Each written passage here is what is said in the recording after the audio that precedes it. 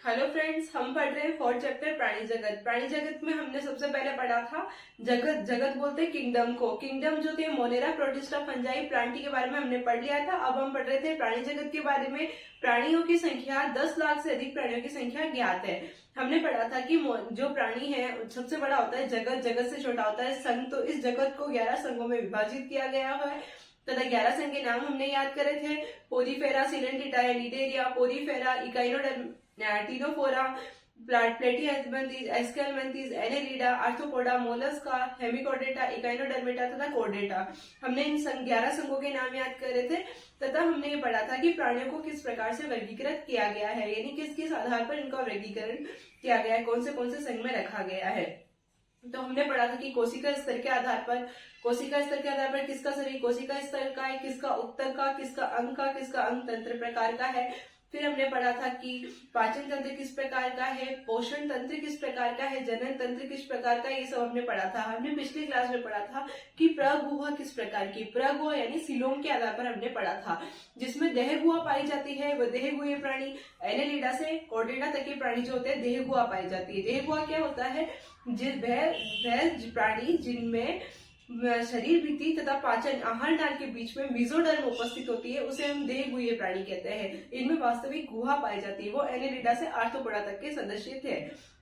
उसके हम बाद में हमने पढ़ा था कूटगुही प्राणी, जिसमें मेसोडर्म जो होती है बिखरे हुए थैले के रूप में होती है। तो हमने पढ़ा था वह प्राणी कूटगुही प्राणी कहलाते हैं। तो उनको हमने एस्केल्मिंथेस संघ में रखा था। तथा फिर हमने पढ़ा था अगुह्य प्राणी, जिसमें मेसोडर्म अनुपस्थित होती है, यानी मेसोडर्म जैसी संरचनाएं पाई ही नहीं जाती है, अगुह्य प्राणी कहलाते हैं। और वो कौन से थे? प्लेटिहेल्मिंथेस के सदस्य थे। फिर हमने पढ़ा था कि पृष्ठ रज्जु या नोटोकार्ड, नोटोकार्ड जो होती है पृष्ठ सतह पर पाई जाती है, भ्रूणीय अवस्था में पाई जाती है। जिस सदस्यों में रीढ़ की हड्डी पाई जाती है, पृष्ठ रज्जु पाई जाती है, उसको हम कॉर्डेट्स कहते हैं। जिनमें नहीं पाई जाती है उनको नॉन कॉर्डेट्स कहते हैं। ये सब हमने पढ़ा था। खंडी भवन के बारे में पढ़ा था। जिन प्राणियों का शरीर 2 भागों में विभाजित हो जाता है तो उनको हम खंडी भवन या विखंडी भवन वाले प्राणी कहते हैं। और ऐसा जीव कौन सा है? केंचुआ। हमने वर्गीकरण के बारे में बातों को वर्गीकरण किस आधार पर किया है वो पढ़ा था। आज हम एक टेबल की सहायता से हम पढ़ेंगे। सबसे पहले होता है प्राणी जगत।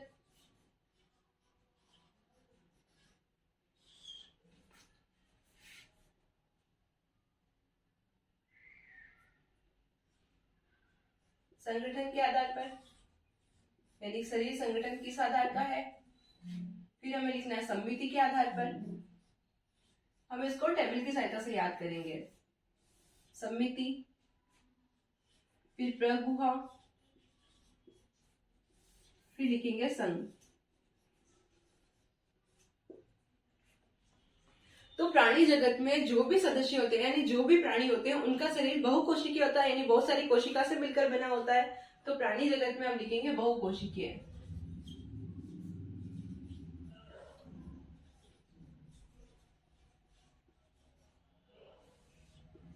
हम सबसे पहले संघ के बारे में लिख लेते हैं। 11 संघ के नाम लिख लेते हैं।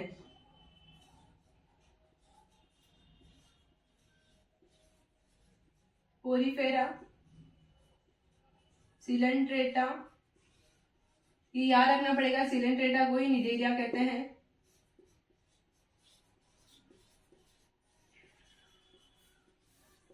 टीनोफोरा,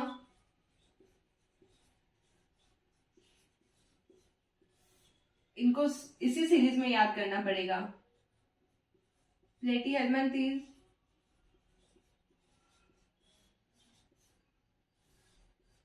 एस्केल्मिंथेस,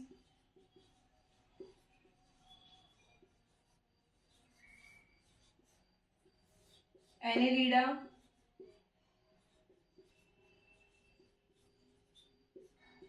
आर्थ्रोपोडा,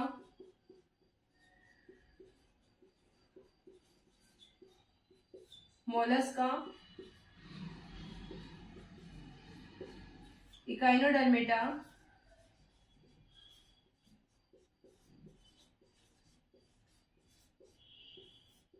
हेमिकोडेटा तथा कोर्डेटा।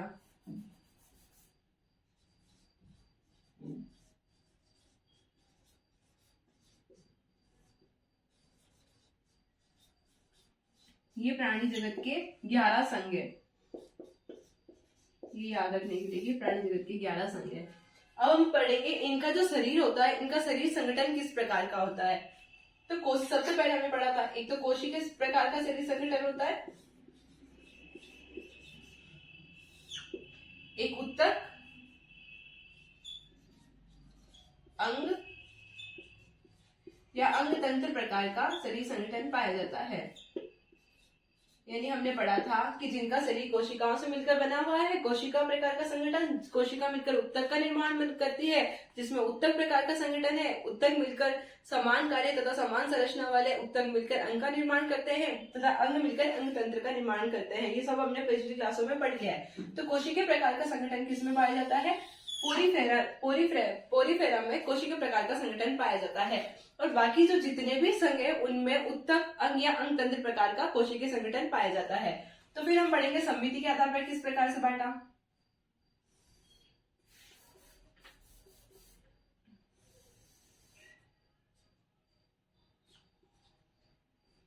एक तो द्विपार्श्व सममित प्राणी,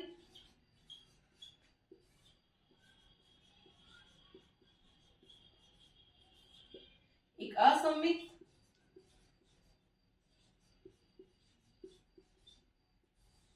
और एक है अन्य सममित।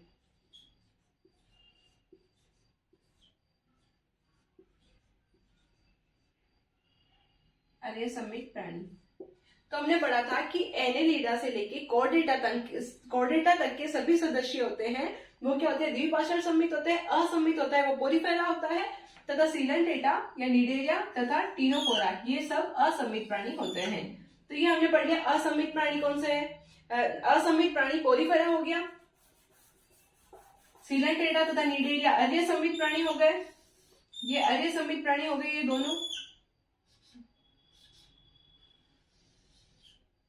असममित पोरीफेरा, अर्य सममित सीलेंटेटा तथा टीनोफोरा तथा इसके नीचे वाले सभी सदस्य होते हैं वो द्विपार्श्व सममित होते हैं।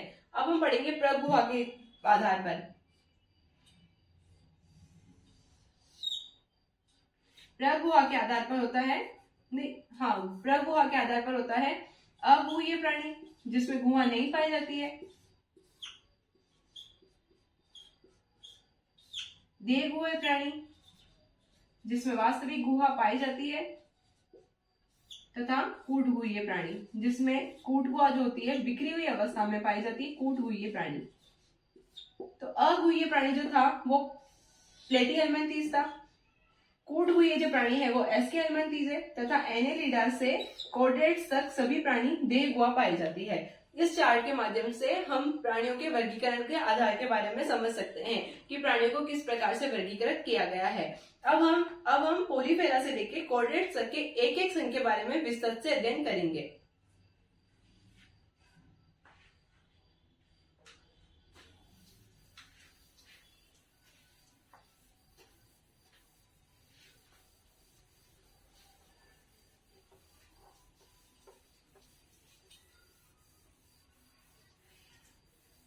हमने पढ़ा था कि सबसे छोटी इकाई होती है वो जाति होती है, जाति से मिलकर बनता है वंश, वंश से कुल, कुल से गण, गण से वर्ग, वर्ग से संघ तथा संघ से जगत बनता है। तो हम प्राणी जगत के संघ के बारे में पढ़ेंगे। तो सबसे जो पहला संघ हम पढ़ेंगे वो है पोरीफेरा।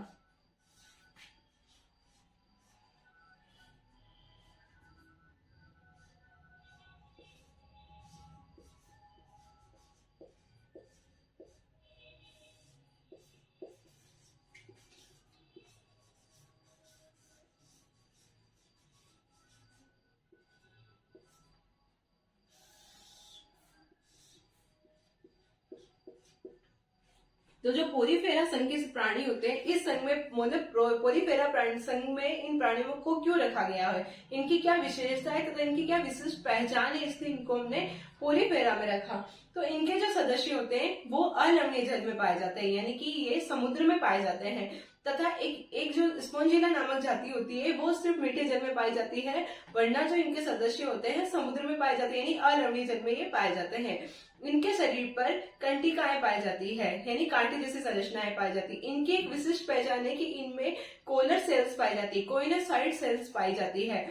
इनमें जल तथा जल का परिवहन के लिए सूक्ष्म छिद्र पाए जाते हैं, उसको हम ओस्टिया कहते हैं। तथा जल के निकालने के लिए यानी उत्सर्जन के लिए जो पदार्थ उत्सर्जित पदार्थों को बाहर निकालने के लिए ओसुकुलम पाई जाती है। तो हम एक एक के बारे में पढ़ते हैं। तो इनके सबसे पहले पहचान क्या है, यानी ये कहाँ रहते हैं, ये अलवणीय जल में पाए जाते हैं।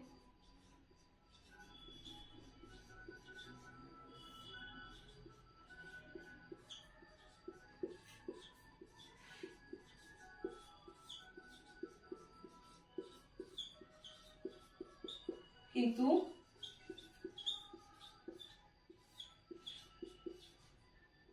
स्पॉन्जिला मीठे जल में पाया जाता है।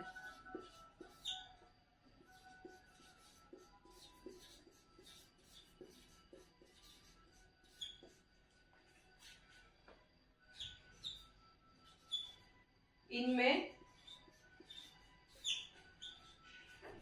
जल परिवहन तंत्र तथा नाल तंत्र पाया जाता है।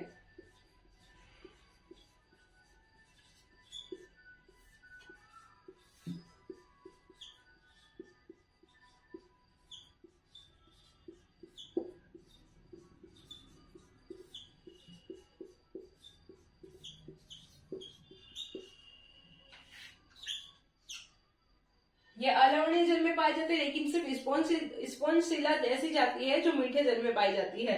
इनके जल परिवहन तथा इनमें जल परिवहन तंत्र तथा नाल परिवहन तंत्र पाया जाता है।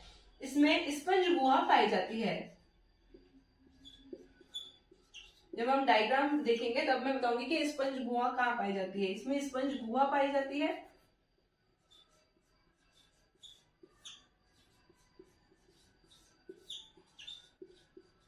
जल जो होता है सूक्ष्म छिद्रों ओस्टिया द्वारा शरीर में प्रवेश करता है।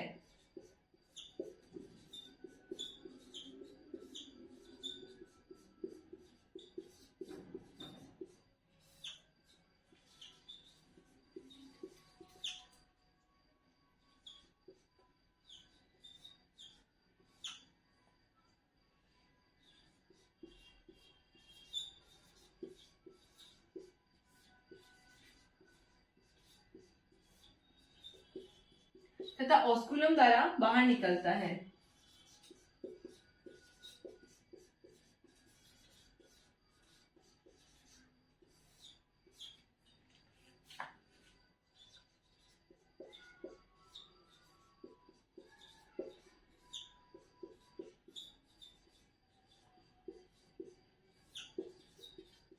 स्पंज गुहा में इसमें जो स्पंज गुहा पाई जाती है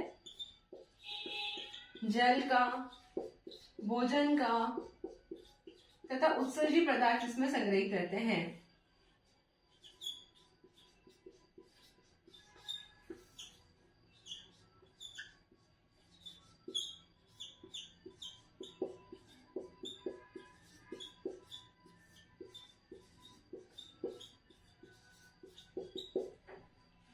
इनमें अंतर कोशिकीय पाचन पाया जाता है, यानी इनमें जो पाचन होता है वो कोशिका के अंदर ही होता है। तो इनमें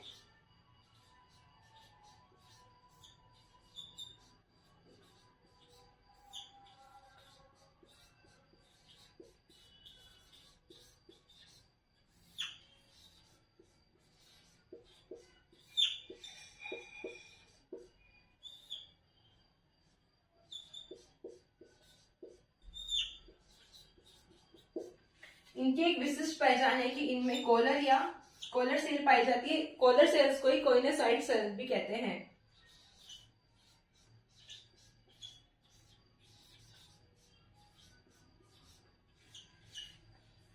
कोलर कोशिका या कोइनोसाइड कोशिकाएं पाई जाती है।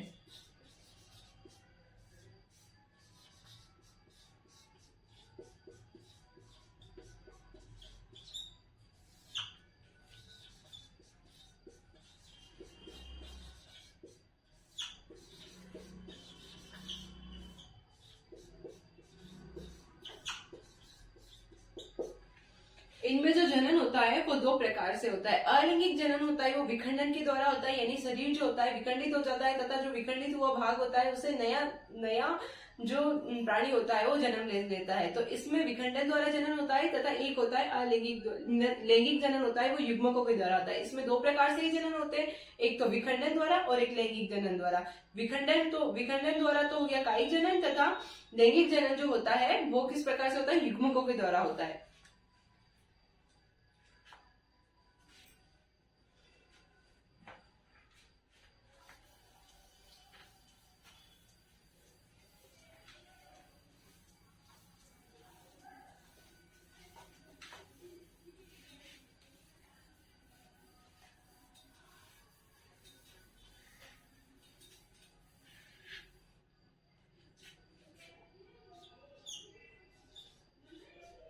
इनका जो शरीर होता है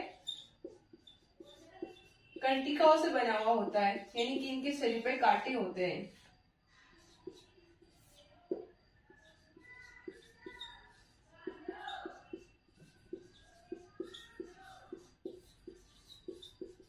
तथा जो इनका शरीर होता है वो स्पंज के समान होता है, यही हम नहाते हैं वो ब्रश भी पोरीफेरा के सदस्यों से ही बनाए जाते हैं, क्योंकि इनमें इनके जो सदस्य होते हैं स्पंज के रूप में होते हैं।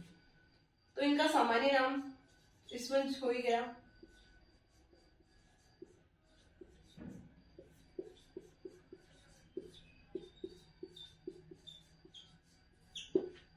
इनमें जनन,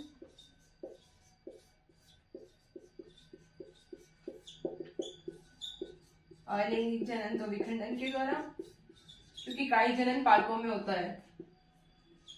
अलैंगिक जनन विखंडन के द्वारा और लैंगिक जनन युग्मकों के द्वारा होता है, यानी इसमें नर तथा मादा लिगेमेंट्स होते हैं।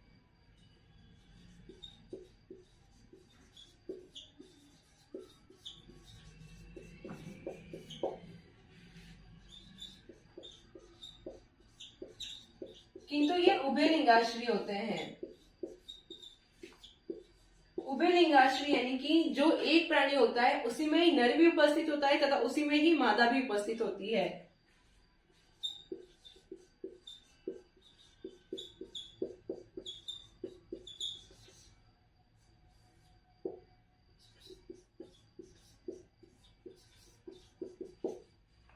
इसमें जो पोरीफेरा है इसके अंदर आने वाले सदस्य, इसके उदाहरण कौन कौन से हैं? एक तो साइफोन, साइफोन को साइफा भी कहते हैं। यू स्पॉन्जिला,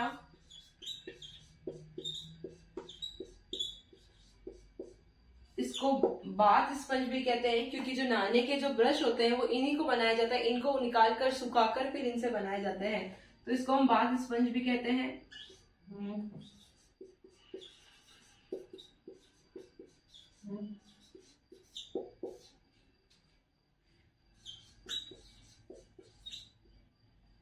स्पंजोशील, तीसरा उदाहरण है इसका स्पंजोशील।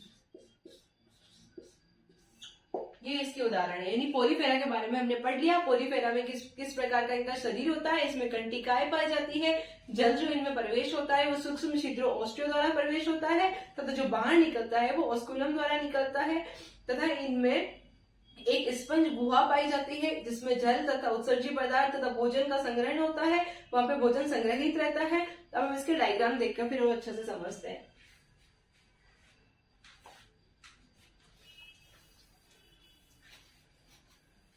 ये उभयलिंगाश्रयी होते हैं। प्राणी में जो प्राणी होता है उसी के शरीर पे नर भी होता है, उसी के शरीर पे मादा भी पाई जाती है।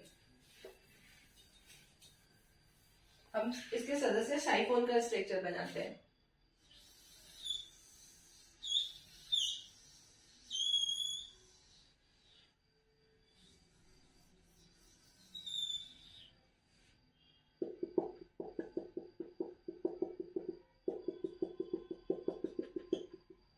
ये जो होती है वो कंटिकाएं होती है, यानी ये जो है सूक्ष्म छिद्र है,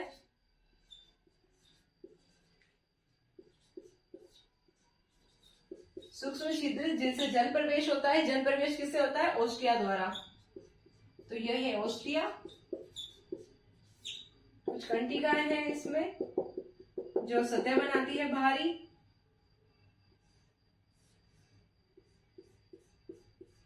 इससे उत्सर्जी पदार्थ बाहर निकलता है। ये ऑस्कुलम, इससे उत्सर्जी पदार्थ बाहर निकलता है। इनमें कॉलर सेल्स पाई जाती है। अगर हम इसका डिवीजन करते हैं तो देखते हैं कि इनमें इस प्रकार की कॉलर या कोइनोसाइट सेल पाई जाती है। इसको हम बोलते हैं कॉलर सेल्स। जब हम इसको काट के फिर हम इसका अध्ययन करते हैं तो इसमें इस प्रकार की कोशिकाएं उपस्थित होती है।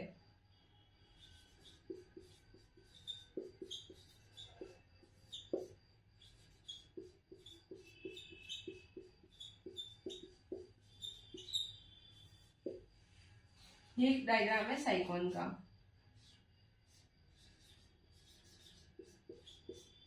साइकोन को ही साइफा भी कहा जाता है।